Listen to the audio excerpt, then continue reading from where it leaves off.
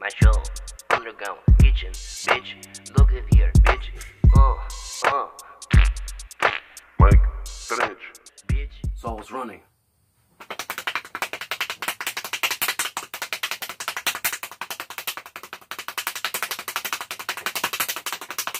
Jumped over a fence.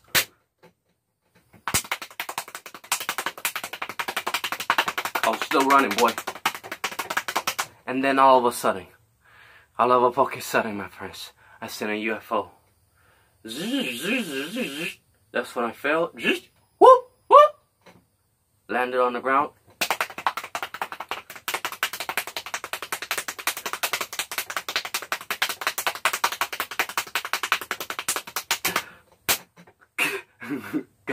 got home, lit up a blunt. Then I was like, fuck, I gotta go to the store. Running fast as fuck. Got to the store.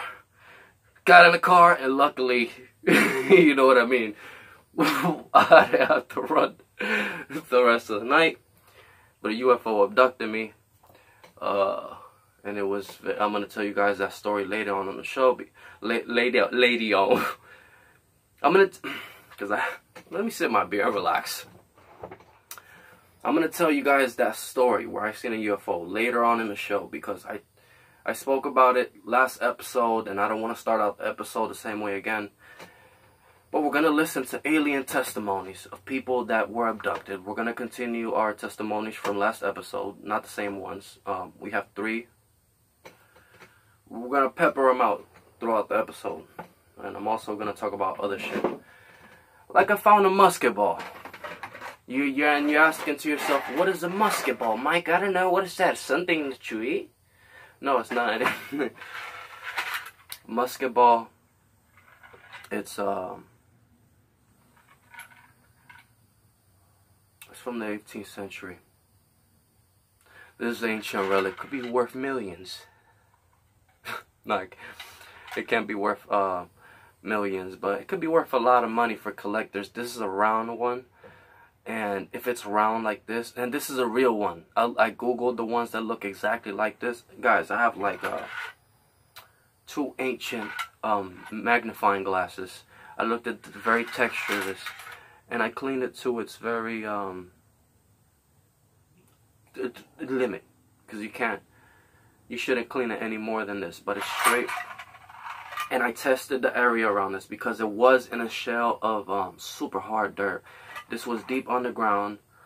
I went metal detecting super deep in the woods where nobody's allowed, because there's a ball bar thing.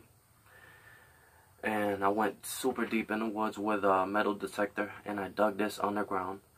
And I found like a old axe head. I could get it later on in the episode. I won't forget.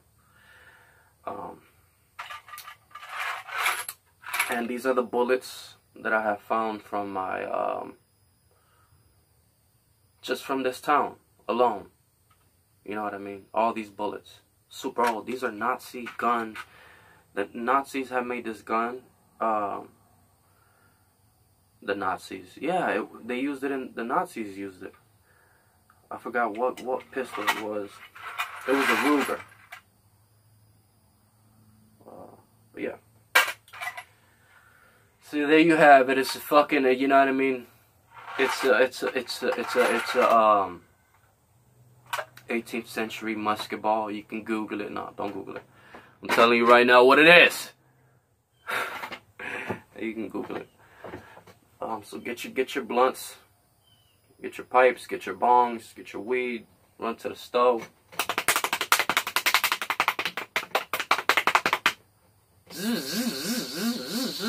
Luckily, I hopped in that car, and then I, jumped in that car, because if not, then you would have to hear the whole story. But anyways, let's continue the testimonies. All right, we got a whole show planned. I don't just come in here and fart on you. I don't fart. I'm not a YouTube farter, man. My shit is premium quality, man. What the fuck you think I got here, man? Huh? Some type of shit show running? Some shit that doesn't work? some shit that you should try, but couldn't, woulda, shoulda, mama, help me? What you think I got here? Some type of punk show? Man, that wasn't even a full flex. I mean, if I did a full flex, I think the lenses would burst from the zooming that they would do by themselves. Because they would zoom into these guns that I have in the area. Let's load it. And you don't want to see the apex center core. Whew, like a fucking 30-year-old fat pound gorilla.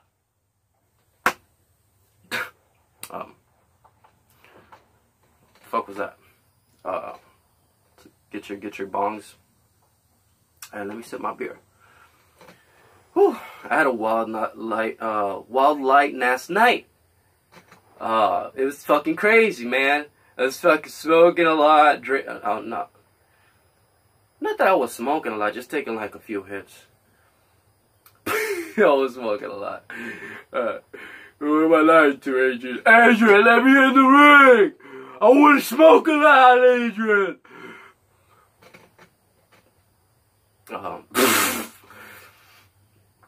What was I gonna say?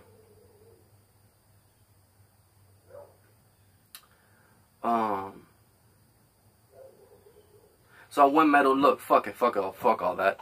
I went up metal detecting. It was let me set up this UFO abduction too testimony.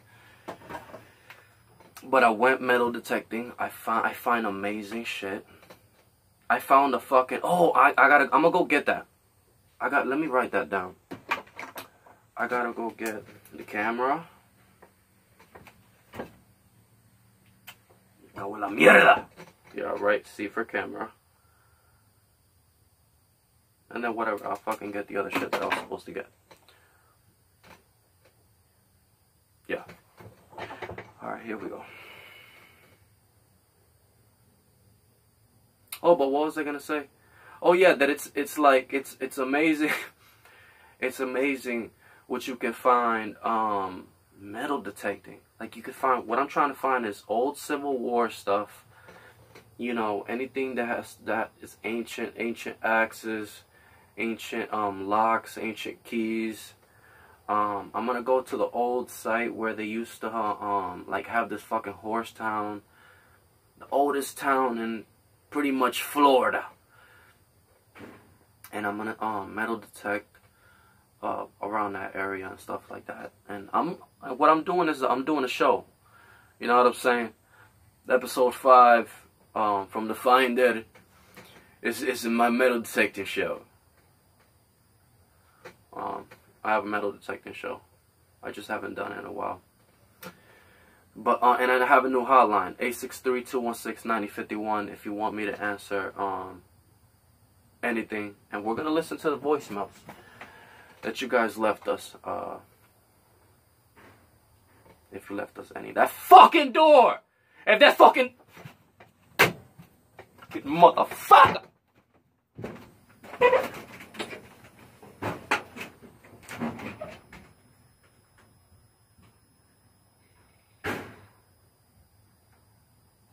Oh man, that fucking door, man. The fucking door's making me fucking manic. Making me manic. Making me manic!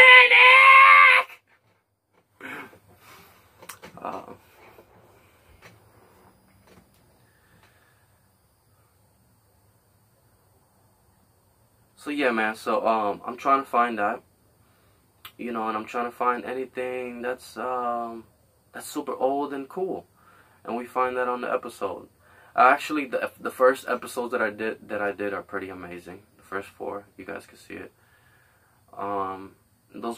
That's the episode where I found the bullets, the actual videos. Like I show you the videos right when I find it. On YouTube, I haven't seen nobody do shit like that. On YouTube, I haven't seen nobody do shit like that.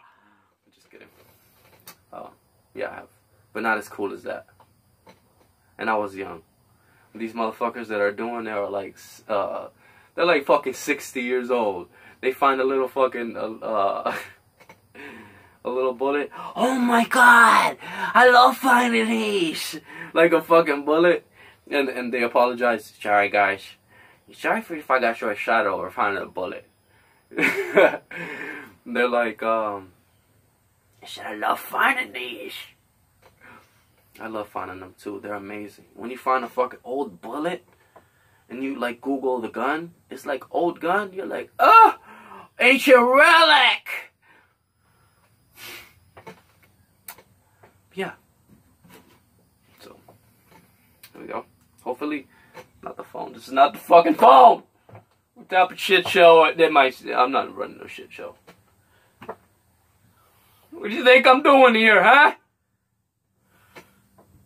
This is a 5-star movie theater.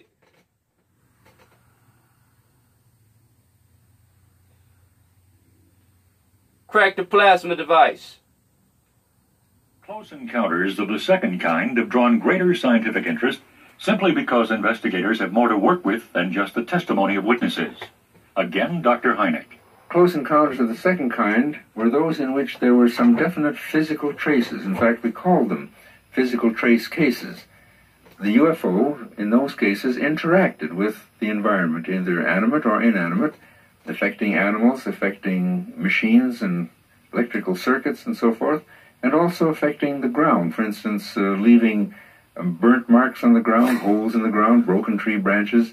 In other words, physical effects that were directly associated with the reported craft. Ted Phillips is a veteran UFO investigator who specializes in sightings where some physical trace of the incident is in left. The woods, and it can't Close be lightning. encounters of the second kind. I think the physical trace landing cases give us the most direct approach to resolving the UFO problem, without question. Because we've compiled aerial observation, visual observations for 30 years. And they don't tell us that much. I mean, they tell us what the UFO looks like, how it acts at various... In 1973, outside Columbia, Missouri.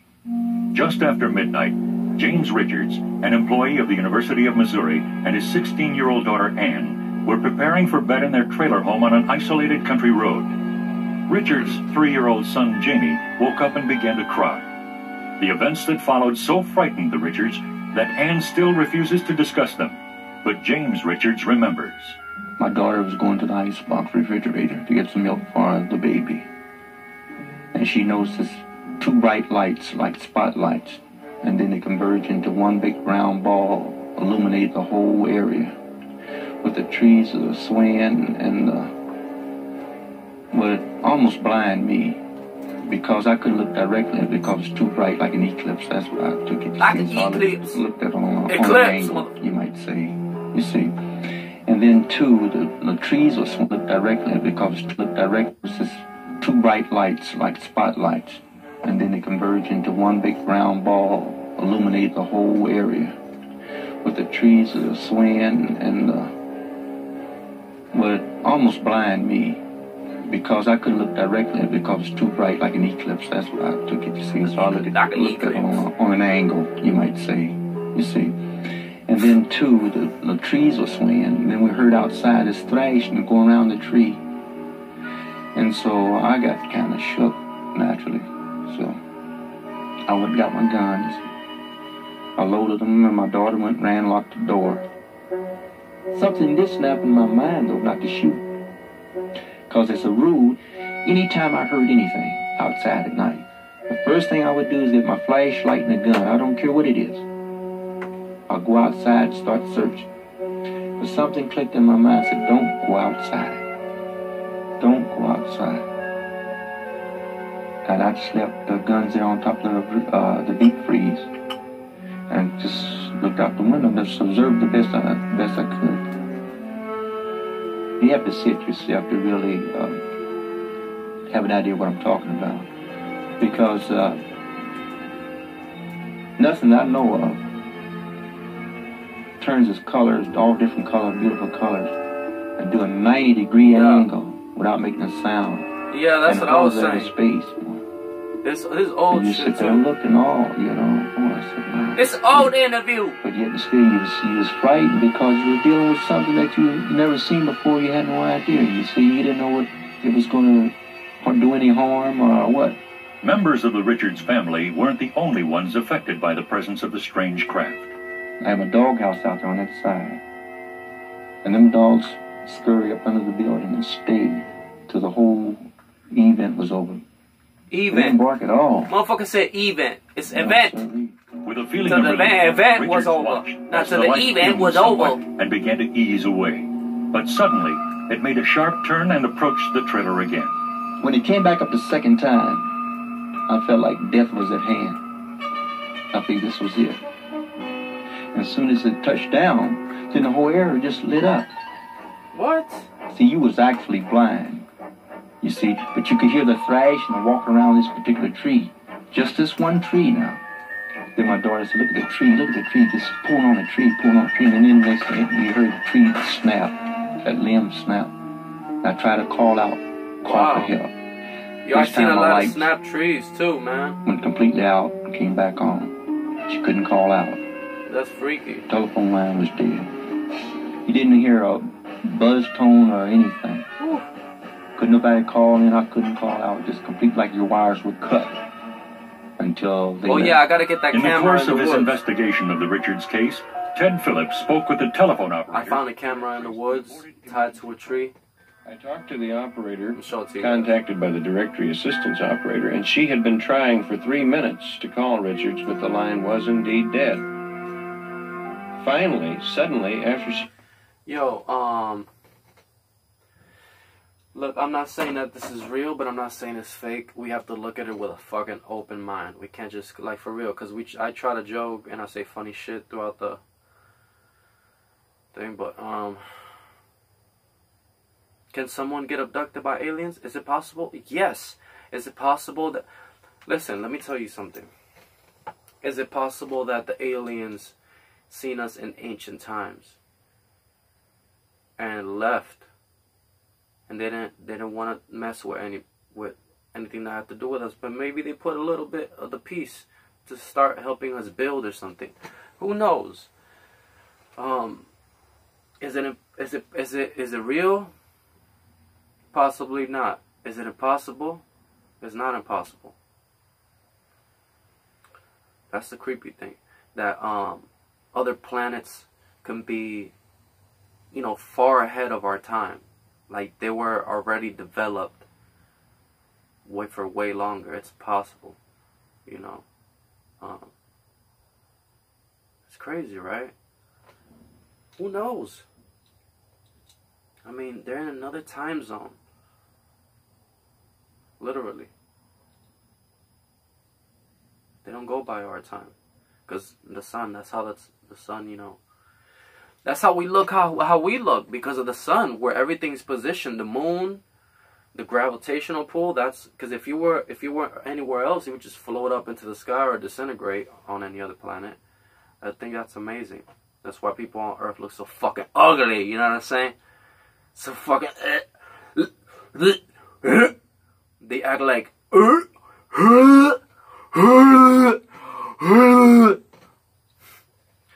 No, seriously. Sorry about that. It's just how people act sometimes. They're fucking... Yo, I was so high. I'm over here looking at the wrong phone and shit. Former CIA employee Brad Ayers, now with the Center for UFO Studies, thinks the immense bureaucratic machinery is making it nearly impossible for the public to find out. I've found, although I've listened to hundreds of stories and a lot of allegations, I found no hard evidence that the government is deliberately repressing information about UFOs. I think that a lot of what is attributed to repression of information or the suppression of information is reduced to just simple bureaucratic ineptness and red tape. What about the possibility that there is indeed physical evidence of extraterrestrial visitations to Earth, perhaps locked away in the dark vaults of government secrecy? I don't know what red tape Astronaut means. Gordon Cooper is among several authorities who are unwilling to dismiss the theory as pure fiction. Cooper himself has heard rumors of crash saucers recovered by the military. there was some accident involving a UFO, and there, from there it varies greatly. There were occupants in each of the rooms that Matthew I've McConaughey? heard. From there on, it varies greatly as to whether they were all alive or some alive, or what the extent of damage was to them, and then as to what happened to them is quite variable. The particular rumors aren't necessarily from people who've been involved, but they come from so many different sources that it would lead you to believe that it certainly is worth investigating a little further. My personal feeling all along has been that I feel that the government should be honest with the citizens of the United States, and I think they really underestimate the intelligence level of the citizens of the country by continually hiding things from them. Dr. J. Allen Hynek. Over the years, these rumors have persisted. Hardly a week goes by without my being asked about the crashed saucer. Well, and then again, like, people forget, and again, right here in the middle of this episode, motherfuckers, I want to raise awareness for the mass shootings that happened in Texas. And not just in the concert, of course, the concert. But the Walmart, you know, the immigrant shootings that everybody seems to fucking forget. Not the immigrant, the Mexican people being shot. Specifically Spanish people. I don't know where this is coming from, but guys, I want to say that we need to come all together. You know, that's for... The media is obviously affecting you.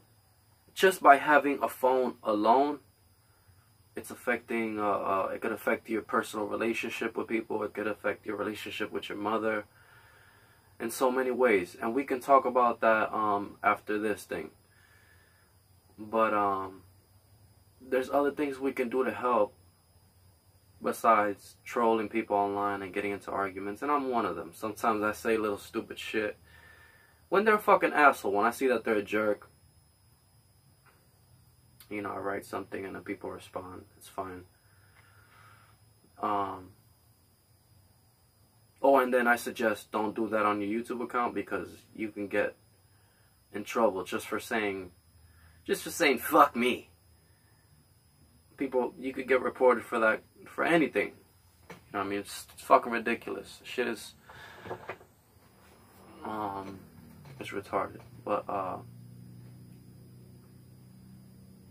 on the comments. I'm talking about on the comments. But yeah, let's fucking continue this shit. And it's not impossible for all this shit to happen. Over the years, these rumors have persisted. Blah blah blah blah blah blah blah. Hardly a week goes by without my being asked about the crashed saucer stories. My response to these rumors has always been complete skepticism. I believe it is quite worthwhile to let listeners to this record have the benefit of some preliminary findings. In any event, a rather dramatic story has developed. It starts with the following affidavit of one Lieutenant Colonel Robert B. Willingham. Down in Dice Air Force Base in Texas, we were testing what turned out to be the F-94s. They reported on the scope that they had an unidentified flying object flying at a high speed. They were going to intercept our course. It became visible to us, and we watched it, and we wanted to take after it, but I always get off track. Let's go after it. Sorry about that. And it played around a little bit, and then we got to watching how it made 90-degree turns at this high speed and everything. We knew it wasn't a missile of any type. Willingham's sighting occurred late in 1948, I wish I could have seen but he it, remained man. silent about the experience for nearly 30 years. Because His I sighting seen only something like recently that when the I was forsaken younger oath of too, secrecy in in the the 90s. public interest for Late this 90s. investigation. When the incident took No, place, it might have the been UFO late was 90s. originally tracked by a chain of radar stations along the Arctic Circle called the Dew Line, part of North America's air defense system. So then we conferred it with the radar control station on the D line, and they kept following it, and they claimed that it crashed somewhere down off the between Texas and Old Mexico border. And we got a light aircraft, me and my co-pilot, and we went down to the site, and we landed out in the pasture right across from where it hit at. So we got over there, they told us to leave and everything else, and then they armed guards come out, and they started forming a line around the area. I'm high as fuck. So on the way back, I seen a little piece of metal, so I picked it up. I'm so high. And brought it back with me. There were 2 sand mounds that came down, and it looked to me like this thing crashed right in between them. But it went into the ground, according to the way the people were acting around it. So we actually never did get right up to the site to see what had crashed. But you could see for, oh, I'd say probably 300 to 500 feet where it had went across the sands, like in there.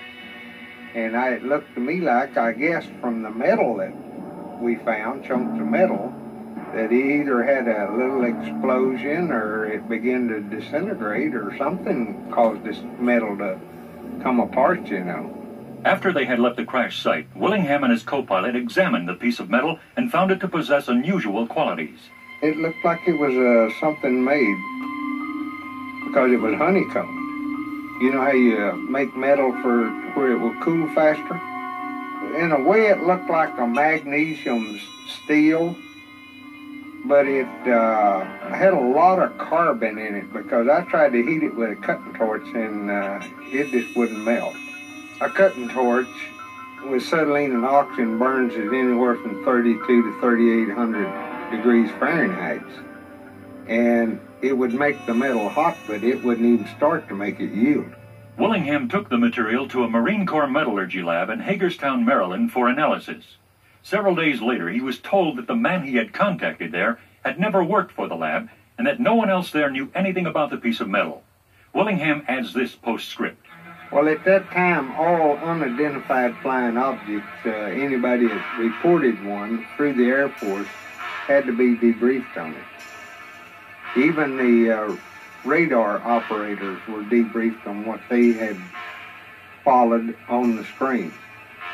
We were not to even discuss it among the pilots that had seen it, that had been on this mission. We weren't even discussing it among ourselves. We signed papers that we would not discuss it with nobody. Investigative Research Associates, with the help of former National Security Agency specialist Todd Zeckel. Listen, man, so this guy's claiming this guy works for the fucking Navy, dude. Works for the Navy, saying he did all this shit, landed in Mexico. The fucking metal, they tested his metal. What is going on? These are loopholes. These are things that are... These are factual eyewitness testimonies of UFO encounters of real people. Astronauts, cops, scientists, and more cops, sheriffs.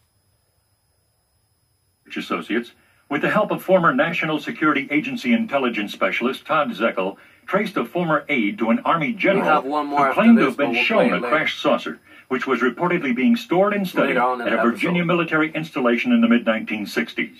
Herbert Coyer was a student at a southern university where the one-time general's aide is currently employed. Coyer remembers the incredible account related to him by the former aide in front of 2 other witnesses who have both confirmed that the conversation did indeed take place. You guys ready for this shit? I mean, come on, are you fucking kidding me? These are actual accounts of... Oh, the cat, look, the cat's here. Let's see if we can get her in here.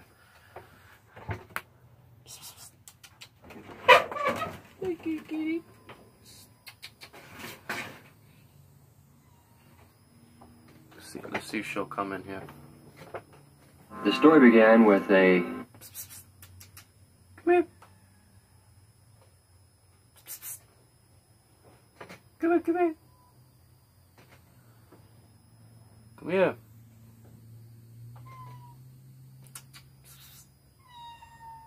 Come here.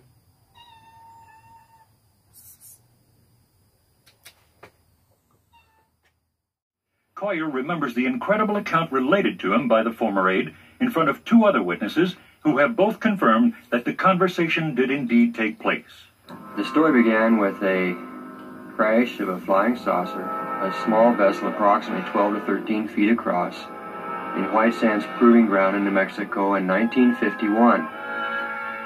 Outside of the vessel, I found one small being in a spacesuit of sorts, approximately 3 to 3.5 feet tall. It was humanoid. The only main difference between them and us, aside from size, was larger eyes.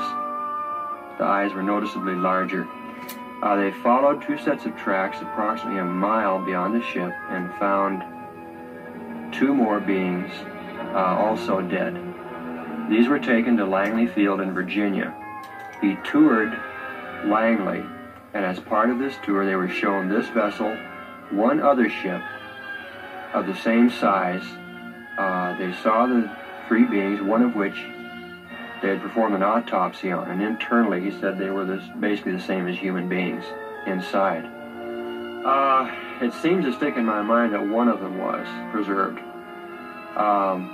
The vessel had a 1-foot discrepancy between the inner and outer wall that they could not account for. I don't know, man. I don't know about this one, but let's... There were no moving parts, no controls of any kind inside the ship, just chairs back to back. And that was it. No means of control, no means of power they could find. And as of the time I heard the story, they had not been able to cut in any way the surface of the ship either. That astounding story, told to Coyer by the General's aide, remains unproven. But each conversation what?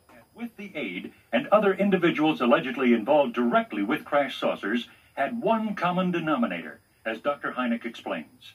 During the many conversations all of us had with the military officers said to have been involved in some way with the crash saucer incident, they never directly confirmed their stories. But more significantly, each individual also refused to deny his involvement, even after having been given numerous opportunities to do so. I don't know. This refused to deny. Yeah, they refused. Let me see this one. Terrible.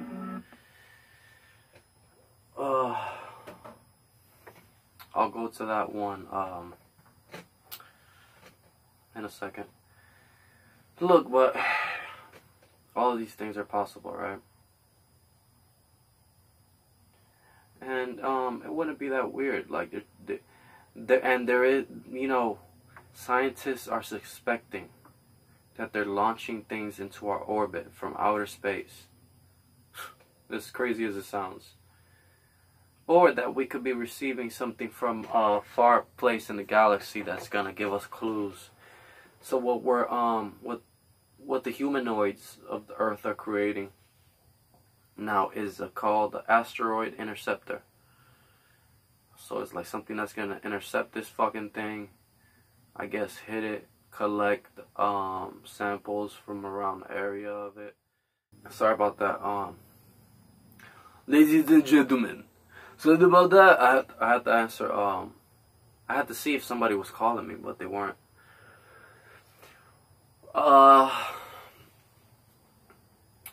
So this is what I want to do.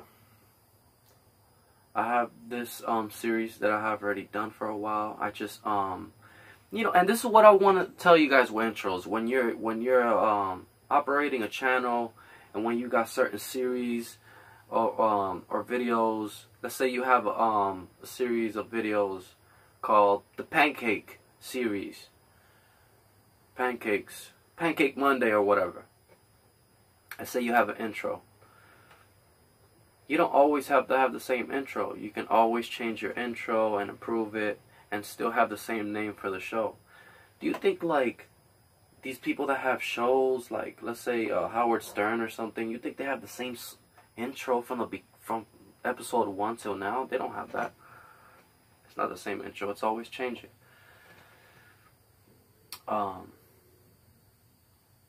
So I felt like I had to improve mine a little bit, which we did. And it's gonna be insane. We're gonna hunt for relics. And guys, I really find shit. I'm a fucking The Finder. I really I really find shit. That's the name of the show, The Finder. The Finder. I'm over here, The Finder, The Finder. I'm fucking running out of breath and shit because I'm so excited about this. No, I'm really excited about this shit. And yo, what's crazy is you can really find anything. I've been watching this guy that's in Georgia. If you're in Georgia and you're by these fucking creeks, you can go metal detecting in these creeks where they used to have the civil wars and find like ancient. Oh my god, you get paid so much money for that shit. But I want to find something old. Like if I find an old musket gun, hang that shit up in my house on some wood. You know what I mean? By the way, happy Halloween season. We're gonna do Halloween specials. That's coming up soon. We got Halloween mukbang. Yeah, we got Halloween mukbang, and we got haunted houses, and we're going to the NBA experience. All of us together, you, me. NBA experience is a place where they have like these different basketball. So I already went there. It's insane. We're gonna be dunking. We're gonna be in this fucking competition thing. We're gonna be in this ball swinging. It's amazing. Threes. All of that. Non-stop. You know, I hit like 6, 7 threes in a row. That's what I do. I've hit 16 threes in a row. What was it? Oh yeah, right here. Before a game. And one time I made every shot in a basketball game. Everybody was going nuts. Every shot. Dang, I forgot about that game. It was 14 points. I scored all of them. And everybody was going nuts. I remember the last point. I stepped one. And then I went like a pump fake. The big guy swung his arm under me. And everybody was like, oh, ah! It was fucking crazy. Because I was hitting threes. I hit like, maybe like 4 threes in a row. It was insane. Never missed. You know, I get into those hot seasons where I don't miss in basketball. I mean, I have to be going for a while. Because I'm a beast. You know what I mean? I'm a beast. I'm a monster on a basketball court. Give me that ball. Little J. Little J. No. You don't got a sense of humor. What's wrong with you? Something needs to wake you up. Wake up!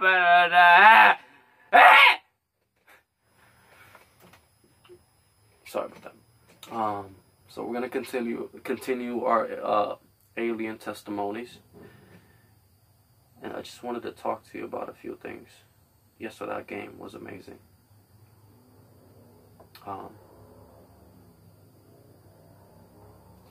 So this is my plan, right?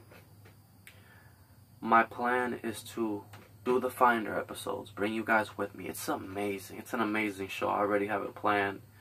You guys get to they're only like from 12 to 15 minute episodes. From 12 to 15 minute episodes of beautiful masterpieces. It's gonna be amazing. You know what I really want to do? I want to go to the sea, find something in the sea, some like ancient shit. We're gonna try to do that, but I think it's more important if we do that around here. We're gonna travel to this town that's like 35 minutes. No, matter of fact, 35 minutes. I'm tripping. This shit is like 20 minutes. 20 minutes I can get there with no traffic. But we're gonna find ancient relics. You know, but I mean, if you just tuned in, if you just look at a musket ball, and I actually have this on top of a little pillow on a glass case. You're gonna see that in the intro of my of the show, metal detecting, my metal detecting show. And this is real shit. You know what I mean?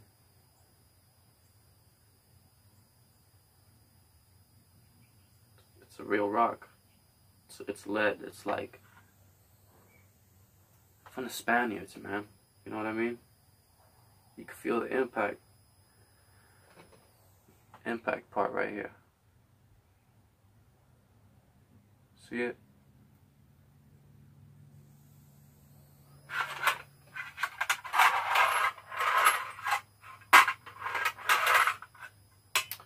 I'm not gonna keep showing you the bullets. And I showed at the end, beginning. I mean, of the episode. Why am I talking so fucking low?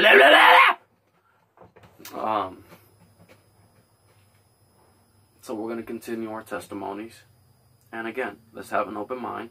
Let's not, you know what I mean, count these people out. Let's give them a chance. You know, because we were all burning and hurting, you know, and Mona's eyes, they were something terrible. So we looked at our necks, you know. I looked at Mona's, and all. We each had a mark on our neck about 3 inches long and 1 inch wide. That just the top layer of skin looked like it had been removed. So I looked at my watch to see what time it was, and the minute hand was going as fast as the second hand should have been going. Completely malfunctioning. I picked up my alarm clock, and it starts doing the same thing. Everything I touched went haywire, you know. And when I went into the bathroom and started to wash, I burned just like, well, it was almost like I was scalding myself, you know, from the heat. And so we did go to the doctor, and he told us that we definitely was exposed to something like radiation that could have been the reason for the burning, for the hurting in Mona's eyes, you know, and all of this. Dr. Leo Sprinkle, an associate professor of psychology at the University of Wyoming, heard about the experience and agreed to try hypnotic regression on the women to help them recall the time for which they could not account. Listen closely to this exclusive portion of Dr. Sprinkle's original hypnotic interview with Louise Smith, and note her anguish as she relives the experience. It was right over. It's right over you? Okay. Okay. What is it? Oh. It looks like it's going to crash. God, what is it? Didn't know what it was. It was really frightening.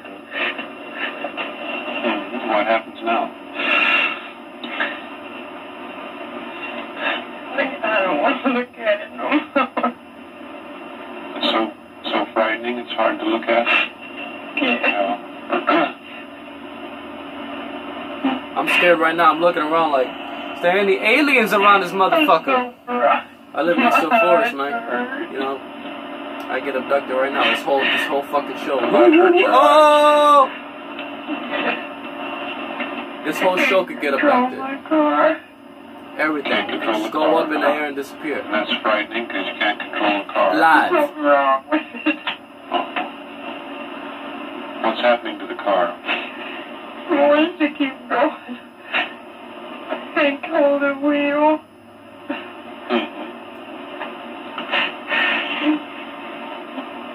Please, Mom, to help me. Well, I wanted to help you hold on to the wheel. Hurry up, But woman. I don't have my foot on the gas.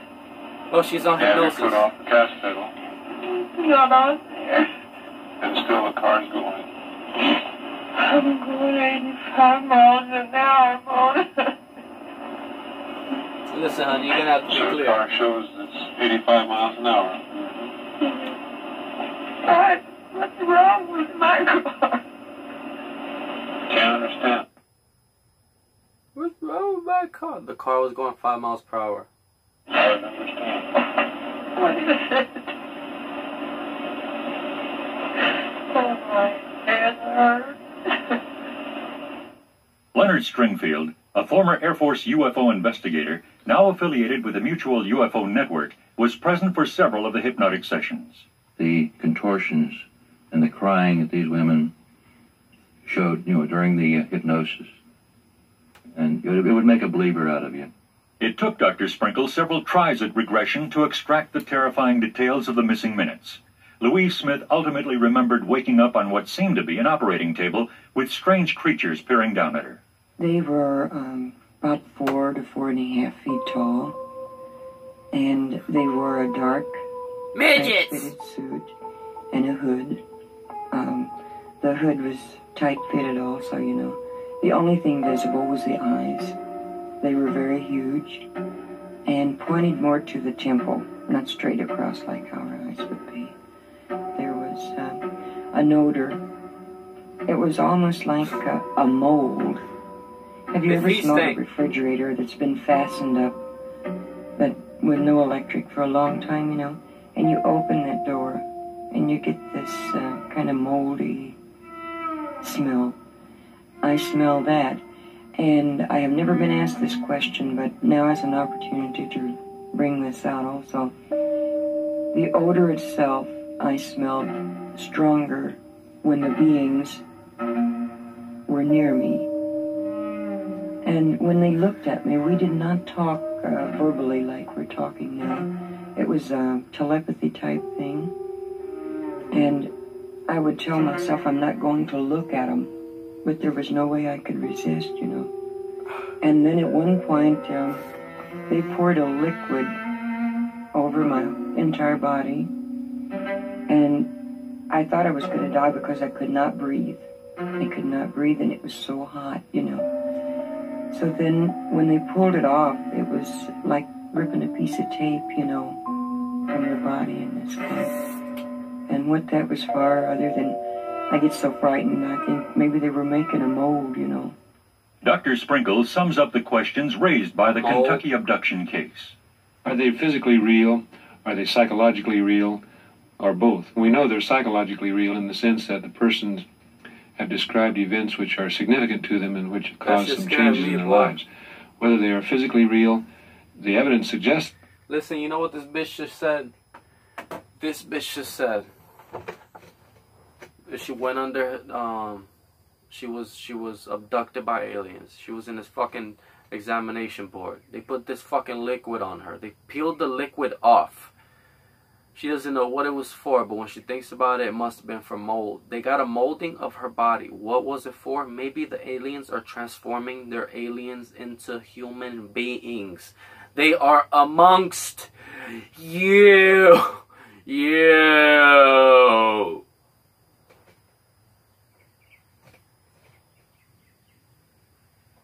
They're amongst you.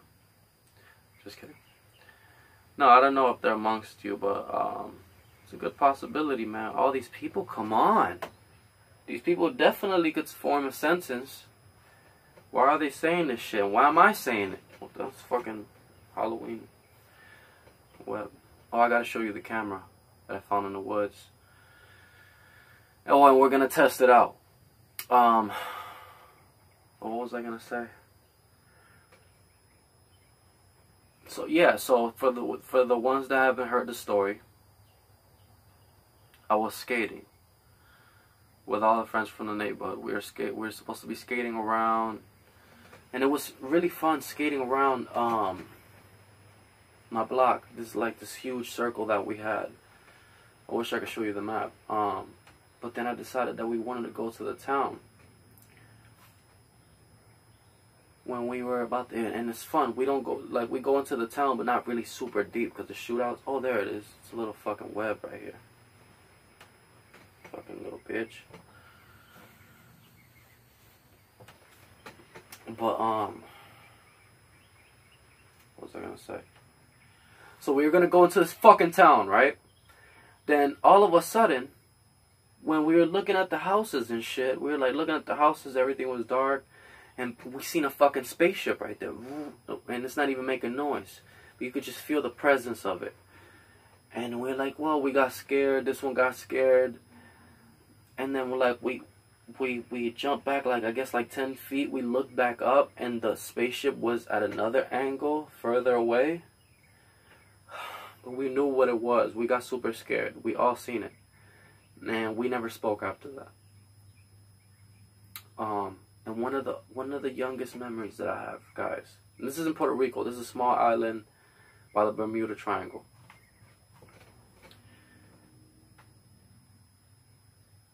So I'm in my house. This little brick house, beautiful house. Actually, it was big, beautiful house. I'll show you guys pictures of the house next episode, because I think I did it with Ashley. Yeah, I did it with Ashley. The last episode with Ashley, I showed pictures of my old house a little bit. Or me when I was young. But I'm sleeping with my mom. This is the first time I experienced sleep paralysis. So I'm sleeping with my mom, and I couldn't wake up, and I felt like I was trying to wake up, but I couldn't. And this is the first time I experienced it. I must have been like 6. And I remember that it was like something, like a vibration of the house, ooh, and I couldn't wake up. Something landed on top of the house, right? And I could feel it. And then when it was done, oh my God, I just remember, I remember that cold feeling. And then it was like beep, beep, beep, and then it fucking left. And then there was no trash trucks in Puerto Rico at this time. It wasn't a trash truck, people. I know that's what people are gonna say. Oh, that's a trash truck backing up, beep, beep. No. But I was sleep paralysis, and other times when I was younger, I would experience sleep paralysis.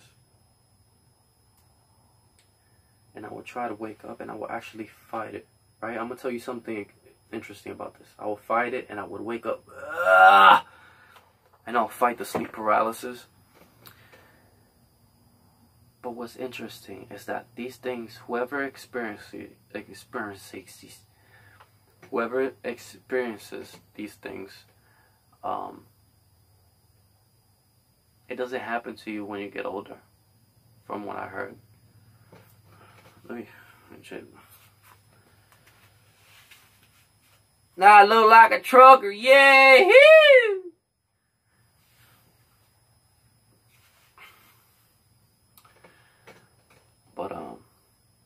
But yeah, it's a powerful experience when you fight the sleep paralysis. But it's interesting that after it happens to you, it doesn't happen to you when you get older. Why? What is the reason behind that?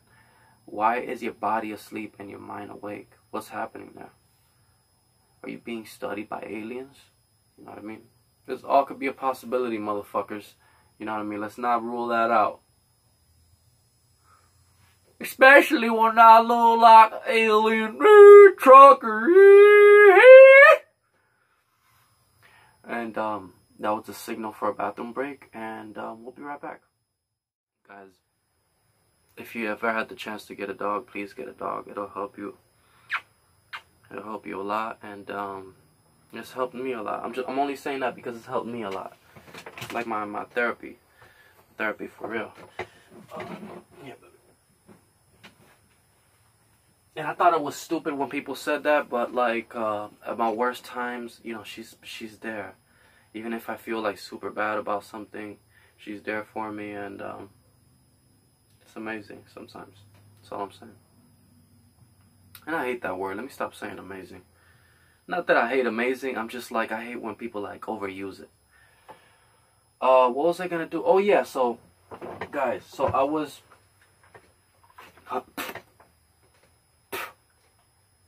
hunting for relics in the woods, and you know, I found a musket ball. For those that just tuned in probably to this part of the episode, I don't know.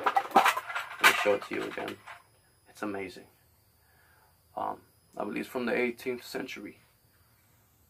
You know what I mean? You can Google it. 18th century. That shit had to do with like the civil. Oh, you know what? Let me. I'll open my. We can Google it while I do this. And I have a card we're gonna put to this. We're gonna see if it works. I opened it while I was in the woods, and what I noticed was that there wasn't no SD card in it. I opened this. Oh, it's a whole bunch of bullets. I mean bullets. Batteries that I need.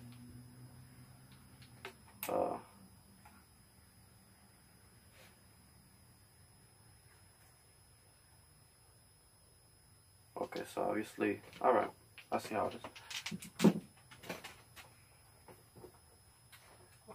Let's put this thing in here.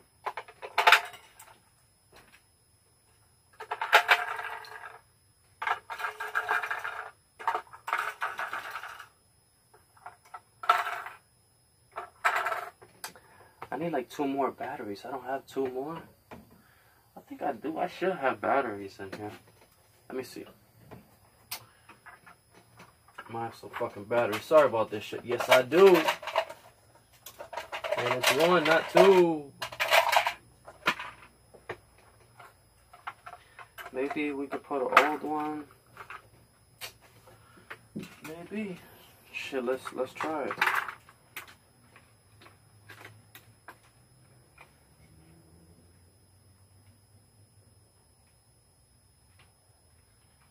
Okay, might be the bad. It's not turning on from what I see. But it might be that this battery's dead.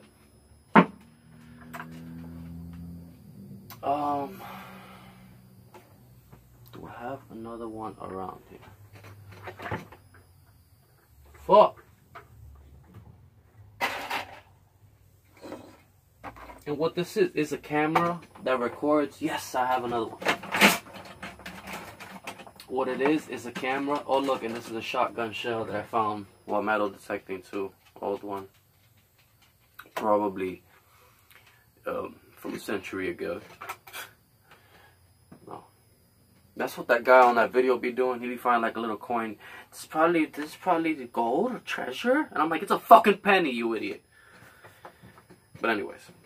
Oh, and there was one upside down. Oops. Fucked up. So here we go. Let's try that again.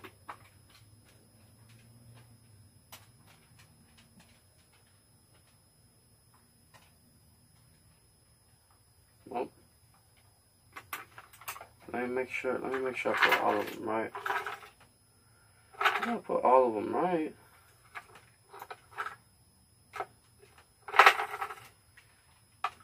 I mean, fuck. No, but maybe it's the I think it's the batteries. Because you shouldn't have to have an SD card to turn it on. Right? Let me see.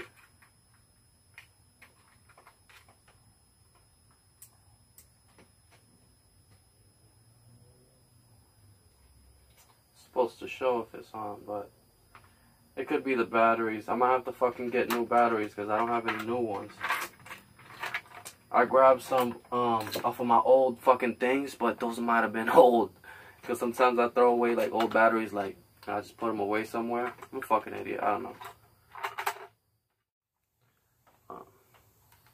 Close this shit. Yeah, so when I got batteries, good batteries, we're gonna test it out and see. And it should work because it's like, it's brand new. It looks brand new. So you tie this to a tree and it records animals at night. It got a sensor, so it'll turn on when an animal passes in front of it. Take it. Come here, baby. You don't want to come here on me? Come on. Well, yeah, I can bougie. I can bougie today. What, baby? Biggity booby. She's like, I already had enough of your loving all day. Love you, baby. Here, just go right here. Relax right here. Just chill there for a little bit. What was I gonna do? Oh yeah, so let's listen to the voicemails and see if anyone left a voicemail for us.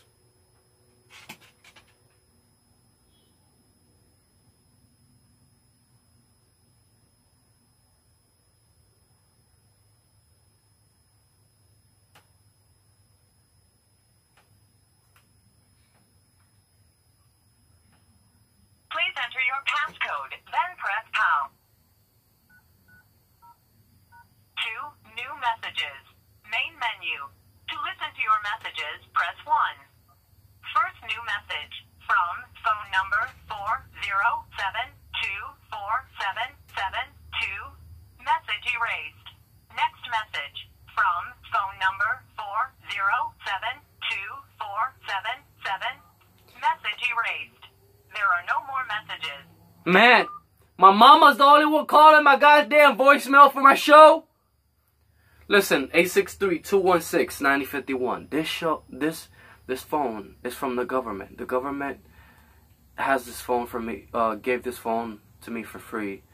And so I use it only for one purpose. One fucking purpose only. And it's for someone out there, you guys, to call it and leave a voicemail so I can play it at the end of the episodes or during the episodes or at the beginning, and I can answer your questions.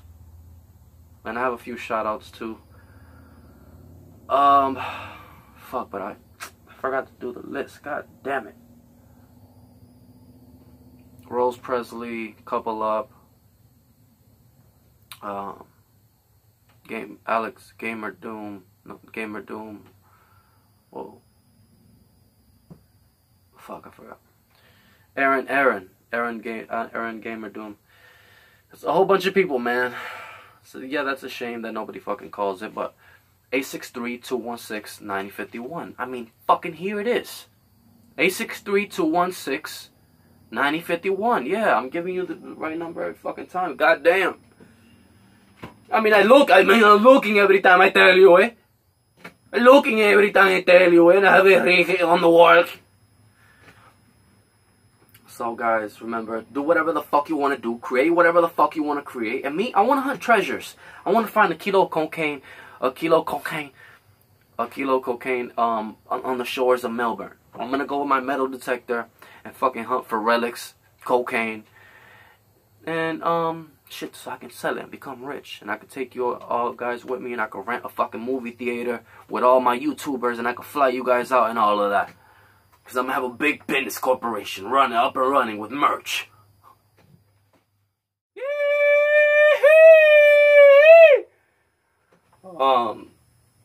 Yeah, so stay tuned for the Finder episodes. That's my metal detecting show. Plenty of shit on there. And the cold season's coming up. Christmas time is coming up. You know, Halloween season is Halloween is coming up. But when it starts getting cold, we're gonna release this episode, and it's gonna give us such a cold, extravagant experience bonanza. When I'm just there with that pickaxe digging gold, and you just see that steam coming out of my mouth because it's cold. With that HD 1080p camera, plenty multi-angles, two cameramen with microphones and antennas. Stay tuned for that. And yeah, please call that fucking number. Here's the number again. Here's the number again. So call it. Bye. Now take care of yourself. Cause it's hard out here for a pimp when you're trying to get the money for the rent. With the Cadillac and gas money spent. And the whole bunch of bitches jumping ship. That's from the Hustle and Flow movie. Check that out. One of my favorites. Also by this actor that's being ridiculed in the media. And I don't like that. But anyway, stay safe. Call that number. Fuck!